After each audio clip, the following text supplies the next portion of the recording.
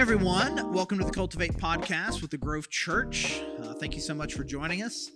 I'm Charlie Lofton, the lead pastor there, and we have Mark Freeman here with us. What's up, dude? It's good. You prepared to continue to be our Old Testament / minor prophet expert? I have grown in knowledge since our last podcast. Really? Oh yes. That's impressive.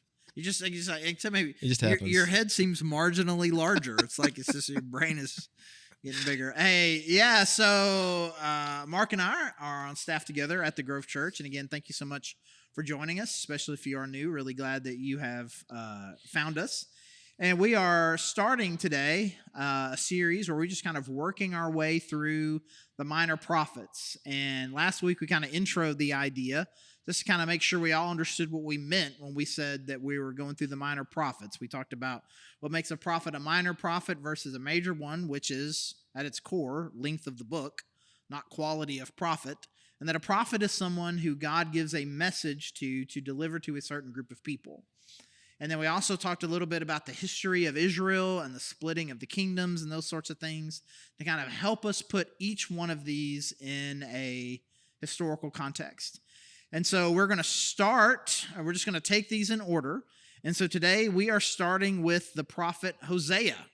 And this is actually, to me, here's the thing. It was like 14 chapters. Mm-hmm. Yeah. I feel like Hosea, man, like he's on the fence. That seems long enough to be a major prophet. Oh, yeah. The Book of Daniel's not much longer than that, right? Yeah, that's a big book. Even like some of these other ones, you can tell definitely. It's like that's why he splits the difference. He's right there in the middle. It's a little bit like maybe you get to decide for yourself. Yeah, it surprised me going back to it, like because there's this big picture, thing that he's saying and illustration that he's giving us. And you don't think that it's 14. You don't think about it being 14. No, it is. It is. All right. So historically, we got this prophet Hosea, and he's, again, like you said, he's got a pretty significant message and a wild way that God is having him illustrate this deal. But let's set it in its historical context. Where are we in the history of the Jewish people at the time that Hosea is making these prophecies? Okay, so if I'm right, it's during the reign of one of the worst kings that they had, Jeroboam II. Yep. Kind of focused on the northern kingdom. Right. So this is 200 years after. This is after the split. Right. So we had three kings that were under a united monarchy, and then they split into two, the northern kingdom being Israel, the southern kingdom being Judah. Mm-hmm. Okay, so side question. So you got these two kingdoms, and normally when we talk, we just talk. We're talking about Israel, and we know Judah's in that's right in there somewhere. How does that work into these? Like, are most of the prophets talking to one or the other, or is it to both? How should we view that? Well, I mean, there's a sense in which, the fact that they're recorded in the Bible means that big picture that God wanted to have the broadest of audiences. He wants us to still be reading it and learning something from it. And so in the broadest sense, the answer is it's for everybody. And I think there are some that I think that we're going to see that are very, very targeted. The story of Jonah, for instance, is about a very specific message to a group of people that aren't even Israelites. This was a message that God had given to Jonah to the Ninevites, which is this Gentile group of people. And I think that we'll see some things like that where this is a very targeted message to a very specific group of people. And I think there are going to be some that are kind of addressing everybody all at once, but from time to time, he'll call one particular group out. That's the thing feel like I noticed in Hosea. There's like, he's got a lot of bullets in his gun, but this is way older than that. He's got a lot of arrows in his quiver, and he seems to be shooting most of those arrows at the northern kingdom. But he does mention Judah from time to time as well. Mm-hmm. Is that your impression? Mm-hmm. And I think there's also this sense too. So it's a little bit like if you say, "Hey guys," what you mean by that is kind of different on the context. If it's a mixed group, you may be talking to everybody, or if it's a group of guys over here and a group of women over here, and you say, "Guys," And it's, context kind of tells you whether or not you're talking to just the guys or you're using it as an overarching term. Now, I know not all women love the fact that you may say guys and refer to everybody. I'm just using that as an example, but it's the same kind of deal with Israel. There's some instances in which Israel may mean everybody who is of Jewish descent, or he may be specifically referring to the northern kingdom of Israel. And I found in Hosea, he also used the word Ephraim. Did you notice that? So Ephraim is just one of the tribes, and it's an unusual thing. And so I did you look it up? Because I looked it up. I didn't. I looked it up because I was just like, why? Like Israel and Judah, I understand that. Then who's Ephraim? Right? I knew that particular tribe was one of the 11 tribes that was in the northern kingdom, and I think the impression that I got, if we're going to keep using my guys, if guys is everybody and women is women, and so then guys is Israel and Judah, and women is Judah, that Ephraim is kind of shorthand for very specifically making sure he is talking about the northern kingdom. That since Israel can have a broader context, he is making it very clear when he says Ephraim that he's referring very specifically to the northern kingdom of Israel. Was there anything specific about them in their level of disobedience and their side? And is there anything that would make him call them out in particular? I'm not aware of such a thing. Oh yeah, but yeah, I didn't. No, so interesting. All right, so we're in the late, I guess early 8th century BC, targeting primarily the northern kingdom, but a little bit enough arrows for everybody. Primarily during the reign of Jeroboam II, and also at the same time, seemed like there were a lot of different, like Judah was experiencing a lot more turnover in kings, some good, some bad, but Jeroboam II was considered, he was one of the worst. Mm-hmm. So Hosea's got a whole lot of things to say. And so I guess before we get to the content of what he said, we have to start with, before we get to the content of what he say, the book starts with an interaction between God and Hosea, where God asks Hosea to do something, and then it plays out. You want to give us kind of the highlights of that? What was going on in those first couple chapters? Yeah, I mean, asking him to marry a prostitute and to have children with her, and then specifically names the children some really difficult names that you wouldn't. Right. I don't think we would choose to name our kids. He just calls Hosea to do a really, really difficult thing, to make an illustration that's, man, it's really powerful. And it seems like they're married, and that some bad things happen, and she leaves him, mm-hmm. and he has to go and get her back. Mm-hmm. So he marries someone that, at a minimum, there is some debate about whether or not she was most definitely a prostitute, if it was God predicting that she was going to be an unfaithful wife, if she was just someone who was, already known to be someone who was having sex outside of marriage. But regardless, God was putting Hosea into a situation to marry someone that God knew was not going to be faithful to Hosea, and probably already had some sort of inclination that she was already currently not being faithful. And then they get married, and she is unfaithful, and now she's living with some other dude, it looks like. Mm-hmm. And God says, go and bring her back. So I don't know if you've got a great answer to this question. I don't think I've got a great answer to this question. So maybe we can just banter about either or both of our insufficient answers to this question. Why would God do this?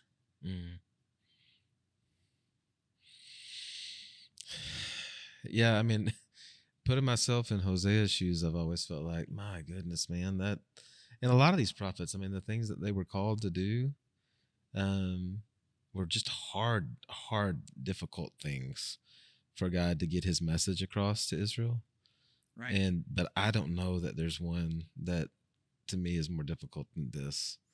Man, that just to love, to trust, and to have trust broken, and then to forgive, and he even has to pay to get her back. Right. And not even the forgiveness, all of the commitment. It's just, yeah. Why would God do? I mean,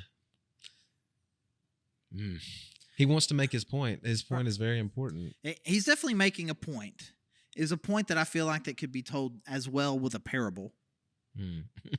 You know what I mean? Let me tell you a story about a guy who took on a wife knowing that she was going to be unfaithful to him, and he loved her, and then she was unfaithful to him, and then he went because he loved her so much and paid a price to get her back, even though she was unfaithful to him. And then he were to say, and that is how God is with you. He has taken on you, and he loves you, knowing that you're going to be unfaithful. And when you are unfaithful, he will go to where you are and pay a price for you to bring you back. It's a very powerful statement for them. And that time has an overwhelming amount of foreshadowing, or, dare I say, prophecy about the coming of Jesus, right? I mean, so the message is very clear. It's powerful. I mean, I think most of us, without a whole lot of Bible study help, can get that big picture message.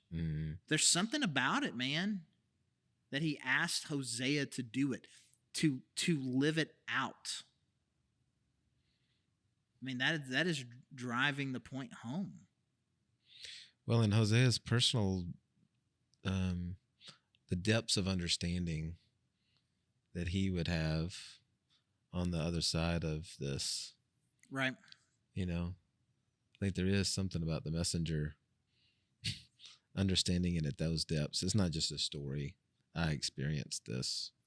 But in order for it to be, and this is kind of where I don't know if I'm letting God off the hook or I'm just trying to make the story more palatable to me, but in order for Hosea to really understand the message, he would have needed to have loved her. It wouldn't be like, hey, go take this woman you don't even know, don't even care about, don't even worry, and you just go through the bring motions. her into your house, make her a wife or one of your wives or whatever, because I'm gonna play this out so people can see it and be like, oh, whatever, I guess. But I mean, again, if what you're saying, for this to really have driven home in the heart of Hosea, I mean, I think this is something that was lived out. And almost for me, and again, this is, I am clearly putting an asterisk next to this. I mean, to me, like the way when the story is written is probably after it has all already happened. And part of me, the way that it feels like it reads is that, I mean, this is who Hosea married. And I think God knew she was going to be unfaithful. And maybe at that moment, Hosea maybe didn't. Mm-hmm. Then she was unfaithful. And then the big thing that God called him to do was to go and get her back. But upon reflection, Hosea realizes, hey, God wanted me to marry her. I loved her, and he called me to marry her, but he knew then, maybe something that Hosea didn't know then. God knew from the beginning she was going to be unfaithful. But even still, at a minimum, Hosea knew that she had already been unfaithful to him when he went to go pay to bring her back. Now, I've got a question too, and maybe I'm just going to say this question, and you're going to give me eyebrows, and you're going to put it back to me, because again, I don't know that I've got a great answer to this either. And he says, call and have a son and name your son this and name your daughter this. And like one of them is named not loved. Right. The daughter, right? Yeah, there's a daughter named. Yeah, they were like not loved. Do we think that's metaphorical? And it's just like, hey, think about her like this. Like, I mean, I just, in my brain is like, Hosea's got a daughter, and he's just like, hey, not loved. Come here. What? Like just like it was more a symbolic, but like her name was Jennifer. But just like symbolically for the purposes of this book that we're writing, this prophecy that we're putting together, I want you to think of these children that you have in these stages that I'm taking Israel through. But in my, like, as a dad of 3 daughters, in my heart, like, I just cannot really imagine that Hosea had, like, oh, man, I'm sorry, Dad, why do you call me not loved? Well, God told me. I mean, I don't know. You had any response to that? Or you just kind of like, I don't know. Because it's wild. The story's wild. The story is wild. And then it always, like what, it makes us uncomfortable.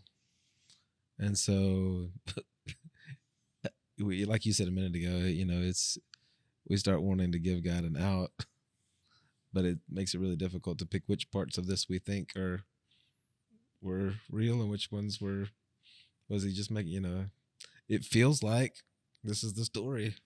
I mean, right. If we're all in, we're all in. This is happening.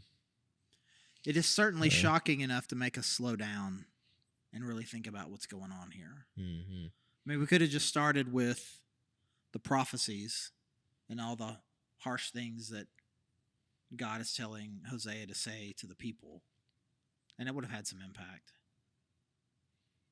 But those first couple chapters, man, they make you stop and really think about like what God's relationship was like with them. Mm-hmm. Which kind of leads us to the question, maybe we're already sort of answering it. What's the big idea here? What is the purpose of this book? What is God at his core? What is he trying to get across to his people, you think?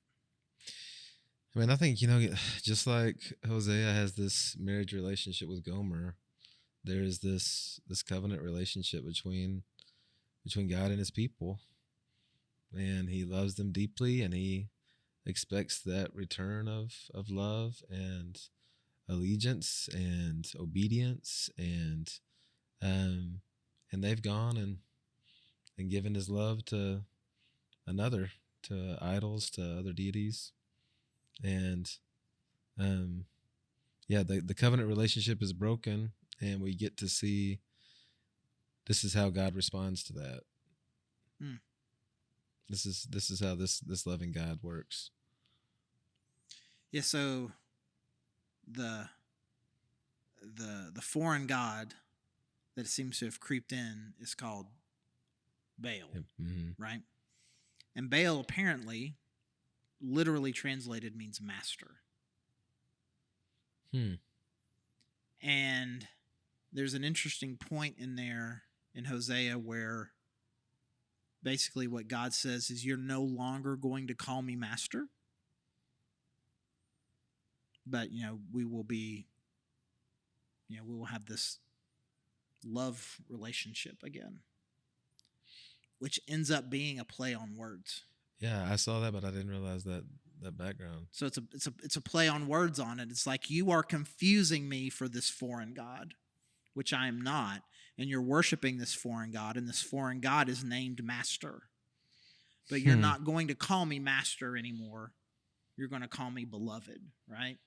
And so he's literally talking about the name Baal that they're calling him, but also really kind of he's really asking them to rethink and reimagine what their relationship with him is like. And in a series that we did in January at the Grove, we were talking about all these different ways that we could love God. And then the one Sunday that you did, you talked about kind of heart relationship. And to me, that was kind of a big draw there of just kind of like, you view this as a master relationship. Mm-hmm.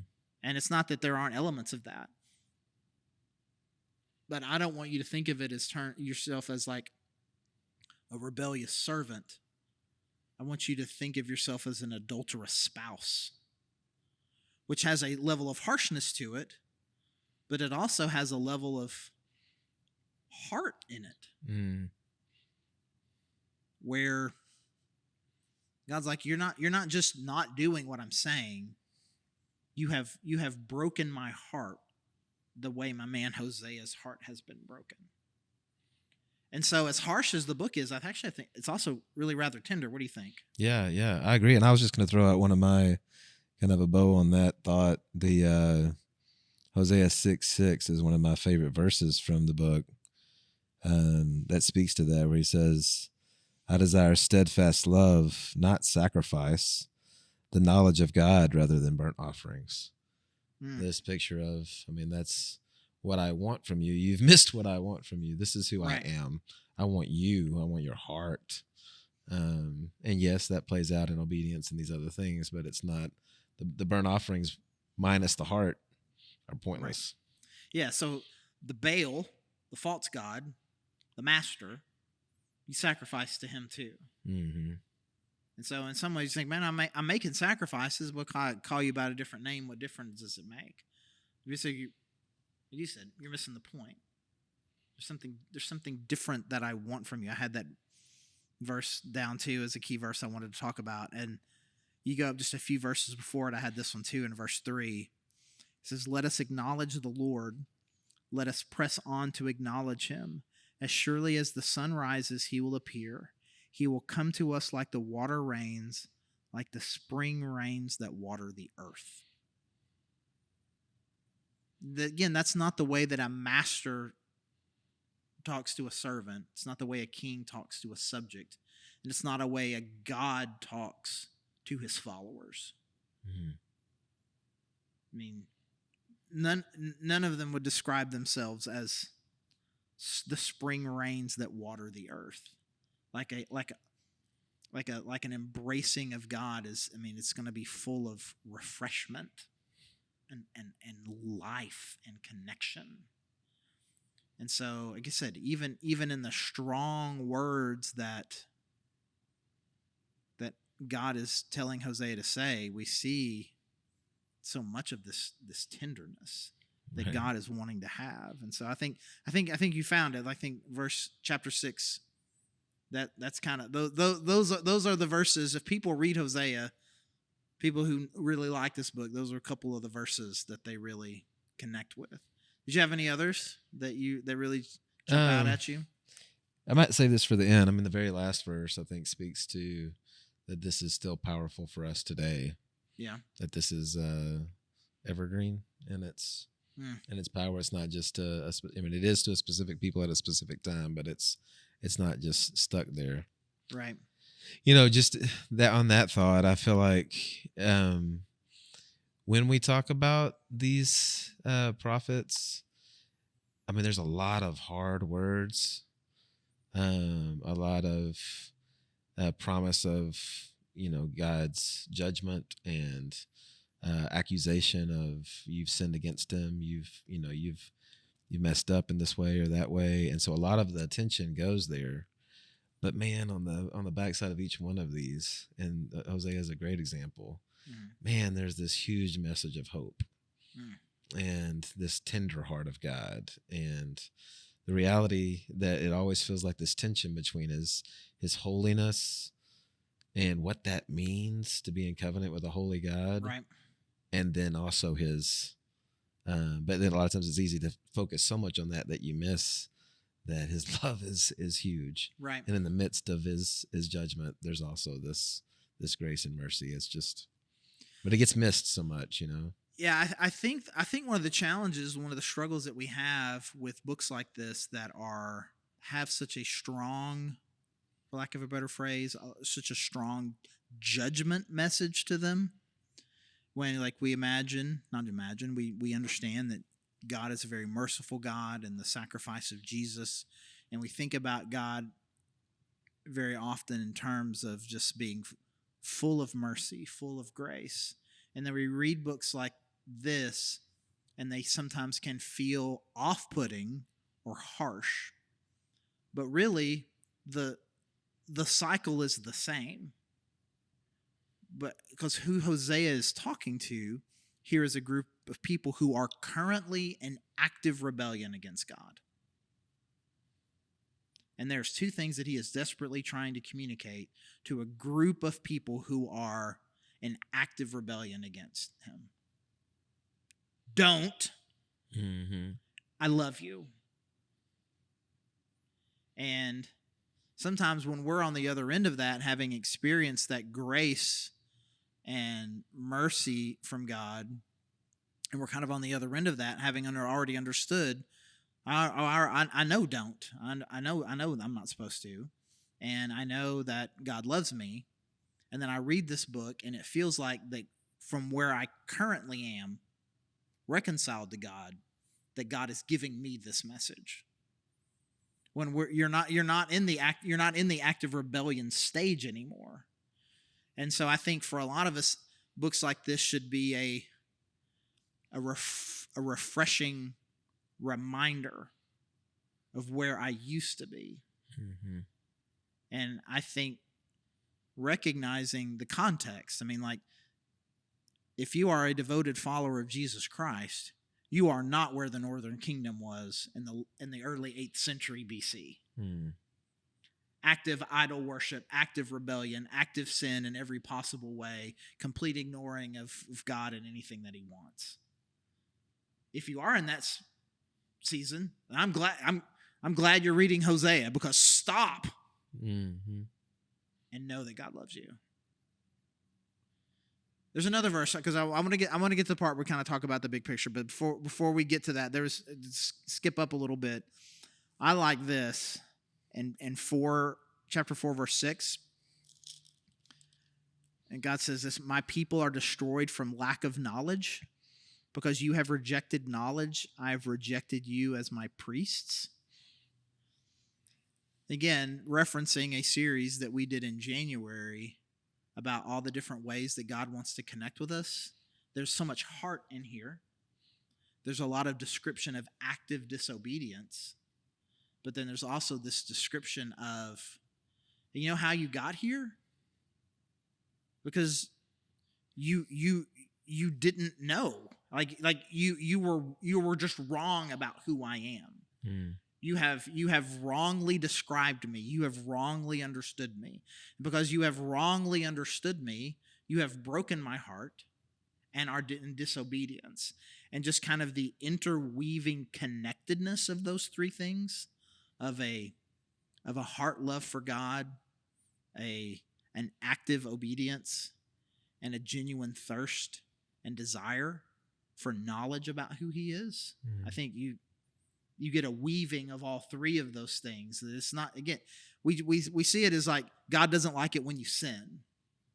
Well, that is true. God does not like it when you sin. But what Hosea is saying here, what God is relaying to this people through Hosea, is so much deeper and more complicated than that. Mm. All right, so we've already shot ourselves in the foot a little bit by saying it's 14 chapters. So this is a longer one, and so for a lot of people, this would not be a one sitting read. It might be a 2 or 3 sitting read. So you would read this over a couple of days. So we've given some people some historical context, talked about the big idea. People, we've got this story about Hosea and Gomer. Hey, by the way, I'll tell you this: people. When we were in the process of naming kids, people would ask if we're going to give our kids biblical names. It's like, yeah, we got a great name for a girl, and it was Dorcas Gomer. Dorcas is a girl's name in the New Testament. Dorcas Gomer, and our boy's name was Rufus Puddins. Also, 2 great names from the. Anyways, big picture. Why should somebody want to read and study, reflect on this particular book? Oh, man, being completely honest, want to is a hard word. I think for me, my study of this is heart-wrenching. Mm. And so, one of the questions I like to ask in Bible study is, what do you not like? Okay. Because I think what do you not like kind of reveals sometimes even deeper things than what you like. And what I don't like is I don't like that God asked Hosea to do this. It's just it's a hard story that does it hurt. I mean, it's difficult for me to take in that break of trust. And at the same time, very effective in that. I mean, I see that, man, I don't know that I have that in me. And this God, that's the truth about my story and the truth about Israel, and that God would be that kind of God that would love like that at that level. But it's not an easy one. You know, it's like that movie you watch that I've heard you say this sometimes about movies. It's like, I'll say, is that one you should go watch? And you're like, well, I mean, it depends on what you're trying to get. You know, if you're going to have a good time and laugh, it's not the book to read. Right. But man, if the point is made, and it's one that'll make you cry. Yeah, I think it's one of those ones that if I were going to motivate somebody to read it, it is going to stretch. It's going to stretch your idea about who God is and the way He looks at us. And He does it in a way that makes you so uncomfortable, you can only choose to do it. It can't be ignored. You can't, if you're really going to read it, you can't just read through it. There's so many points along the way that you're like, I'm sorry, what? And your brain is going to have to process that. Mm-hmm. What did I just read? And what does this say about my God? And it is either going to have to be completely ignored, or it can only expand your view and understanding about who God is and the way He views us. Mm-hmm. So, in that sense, I recommend it. But if you were saying it's not a Monday afternoon feel-good movie. Right. It's not that. No, if that's what you're looking for. No, it's not that. If you're looking for a pick-me-up in the morning before you head off to work, I wouldn't choose it. Also, that verse I was talking about earlier in chapter 14, the very last verse of the book, whoever is wise, let him understand these things. Whoever is discerning, let him know them. For the ways of the Lord are right, and the upright walk in them, but transgressors stumble in them. And to me, that's the statement that just feels like that is, it's not just for one audience. This is, whoever is wise, let him understand these things. That's good. It's like a call to, hey, yeah, this book has power for us, so you should probably spend some time in it. That's all. I got no better way to end the episode than that, man. That's an awesome word. Thanks for ending us with that. And thank you guys for joining us. And I do hope that you'll spend some time studying and reading Hosea this week. Honestly, if I were going to be listening to this podcast, I think I would choose to maybe try to read it beforehand and then listen to this podcast and then read it after, or at a minimum, certainly spend some time over the next week reading and reflecting on this prophetic book yourself. And then next week we'll be in Joel. And so again, thank you so much for joining us, Mark, as always.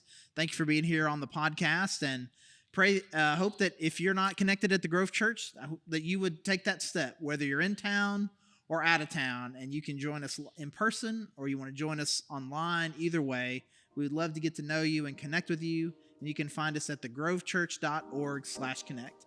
Again, thanks for joining us here in the Cultivate Podcast at the Grove Church.